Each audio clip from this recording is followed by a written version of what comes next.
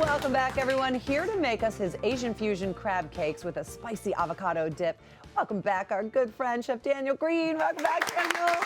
Happy New Year. Thank you. Happy New Year. So excited to see you. As you can see, Cam, Larissa, Ken, and LZ have been waiting patiently to dive into these crab cakes because they also so guys, get in there. So before we start making the crab cakes, let's talk about the words Asian fusion because we hear this a lot at restaurants. But what exactly is Asian fusion? You know, it was big in the 90s, kind of mid-90s, late 90s. I mean, I can't remember it because I was a little child at that point. Parents told you about They it. did, exactly. No, I was sadly in my mid-20s. But I had gone to Singapore and I found out that, you know, they were at the forefront of these flavors being mixed with East and West. And it was so exciting. It really was. And places like England didn't have that much of a history of food. You know, you didn't see fish and chips all over the world. True. So the chefs there and Australia really evolved at that time. And I got excited with those flavors. And I've always tried to, you know, keep those together because I love the Far East and I love, you know, being able to bring those flavors in a delicate way.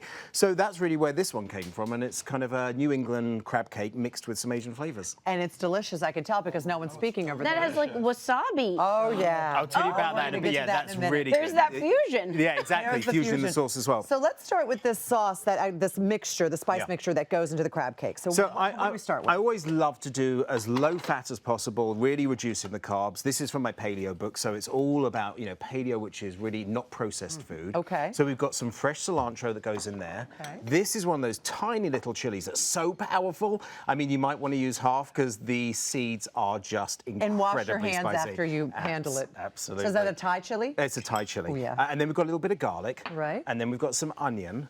And then what we do is we throw in, instead of, you see a lot of crab cakes, they have potato in them to fill them out so you don't have that much crab. And breadcrumbs, they're Breadcrumbs, full. I mean, they're really not a healthy choice, but this is almond flour. Oh, interesting. Oh, my goodness, I'm in So that's it. And then we put some egg in here. That was a very small amount of almond flour, too. A tiny, because the egg's going to help bind it as well. Okay. And then what we do is we pop this on here and... Thank you. go. What we do is we get that down to a little paste, and that's going to go into the crab, but it's full of flavour, and it really helps put these crab cakes together. Isn't that beautiful? And it's come together and it looks like this. And they're staying together with so little almond flour and just a little bit of egg. You'd figure that they wouldn't be kind of bound together as well. Cameron, let's say that in a few minutes and make sure they really do. Well, I'm saying on my plate. Let's see. Let's make sure when we fry them they do. Okay. So this is what we do. Now, okay, Debbie, this is kind of key because the best result on a crab cake is the actual crab you're using. Right. You can buy from a can, but what we want to do is use the lump crab. You can mix it with some of the claw, but don't do all claw because it's very watery. Okay. The lump crab is just delicious. So you It's want to have those milky. chunks in there. You do, but also it's like a milky, beautiful texture, and that's what really helps form these as well. What if you can't get great quality crab where you are in the country? Could you use anything else? Do you know, you really can, as in, if you go to any grocery store, they normally have a choice. They normally do have the lump and they normally have the claw. In a can?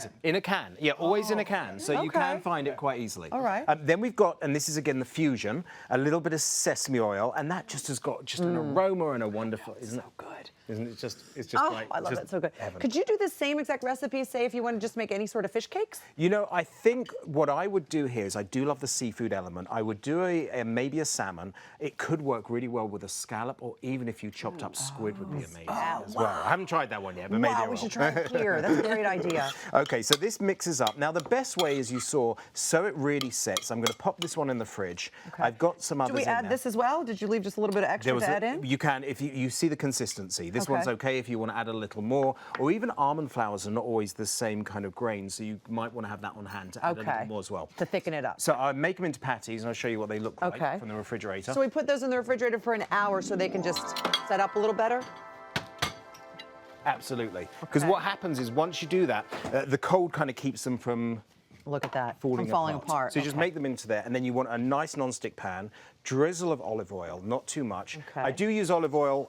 It hasn't got the best heat retention, but I'm only using enough just to really coat the food. I love that you use olive oil, and I know people say it doesn't have a high smoke point. And I know that too, but I prefer to use it over I other do. oils. I just seem to. I gravitate towards it every time. Right. And now what we want to do is get some great flavour, and I just move a little bit of that oil around. Now, to be honest, everything in here is cooked. except for a little bit of the egg. So it doesn't really have to cook a long time. So how long good. would you cook Crab then? is already cooked? Yeah, the crab's already cooked. Yeah, absolutely. So all we really want here is just enough to brown it and get some colour. Okay. And we don't need anything else. And then I would say about, for this kind of size, maybe 1 to 2 minutes each side. And Oh, I'm that's only doing that to get some colour. But as you'll see, these will already have some colour. That makes me feel good because I can't mess it Look up. at that. It's already cooked. It's safer. It's already cooked. I mean, you've got colour. So you can keep going, and you can keep those going a little bit. And they're over there. They come out beautiful. And you're serving them with, like we said before, your beautiful.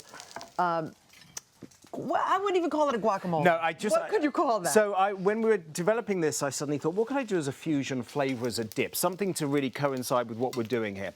What I got here was avocado, pureed it down with some cilantro, then a teaspoon of wasabi paste and jalapeno peppers, and it's got such a kick to it. It's lovely. It's really very lovely, good. I got to say, I didn't like this at all. I wasn't really into it. It's not my Daniel thing. is so great. Daniel's right up your alley, I mean, Cameron. this is so good for me. You know, Cameron just got back from Thailand as well. That's what inspired Daniel's book and how he lost 60 pounds. It's incredible. Because of the cuisine in incredible. Thailand. And I love the Asian flavors that you've got in here. You know, well, you hear a lot of chefs say fat is flavour. It doesn't need to be. You can come up with very creative, great ways. Maybe it's January and everyone's starting a new diet.